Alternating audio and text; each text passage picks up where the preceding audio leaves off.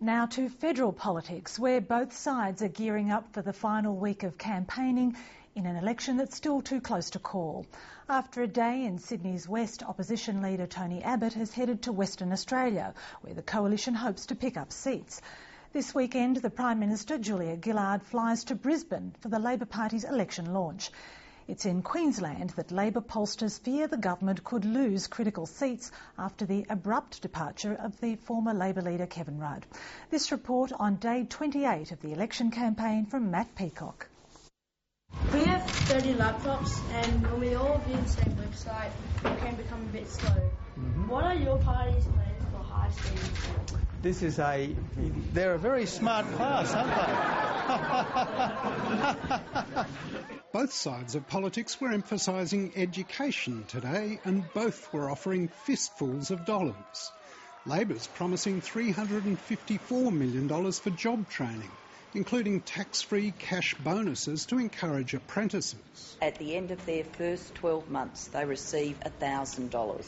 At the end of their second 12 months, another $1,000.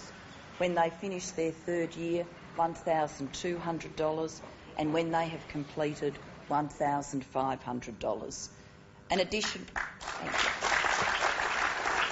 And we know that incentives to complete make a difference, but we also know young people in apprenticeships need that extra support and mentoring. And the coalition's matched Labor's earlier promise to reward good teachers with a $200 million education fund of its own. We're not going to solve all the problems immediately, but we do want to put a fund in place to which principals can apply that will enable the best teachers to get paid significantly more. But the argument about where the money comes from continues, with Treasurer Wayne Swan insisting that the coalition leader submit his costings for Treasury scrutiny by tonight, in accordance with the Charter of Budget Honesty introduced by the Howard government.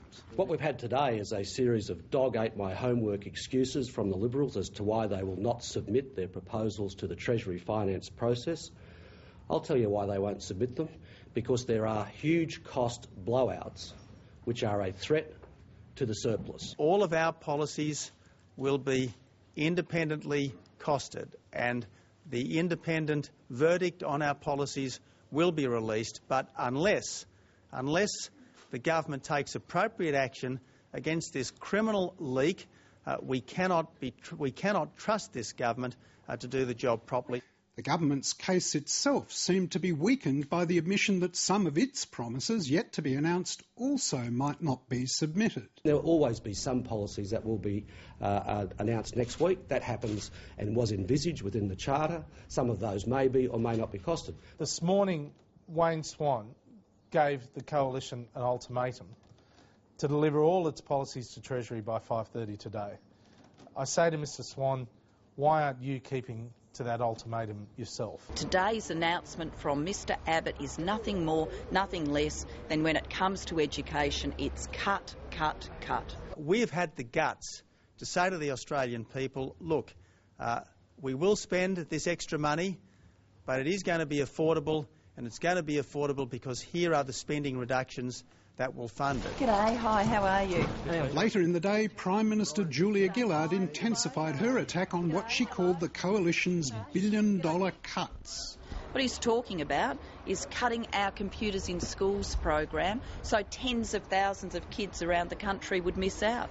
What he's talking about is cutting our Trades Training Centres program. In Alice Springs, the government announced a boost to Aboriginal and Islander-controlled health services, while the coalition pledged to fast-track boarding school facilities for Indigenous students and to abolish the decades-old permit system for entry to Aboriginal communities. And for a public tired of the usual political mudslinging, there came a rare note of civility at a debate between the Attorney-General, Robert McClelland, and his shadow, George Brandis. Can I say it's been really a pleasure to be the Shadow Minister to Robert McClelland, because although we have differences on issues of substance and of performance, Robert is a decent man and has done his best to be a competent Attorney-General. Just in giving George a praise, look, I have to say if it wasn't for George as a shadow Attorney-General, I think we would have had real trouble removing discrimination against same-sex couples and their children from some 80 different pieces of legislation.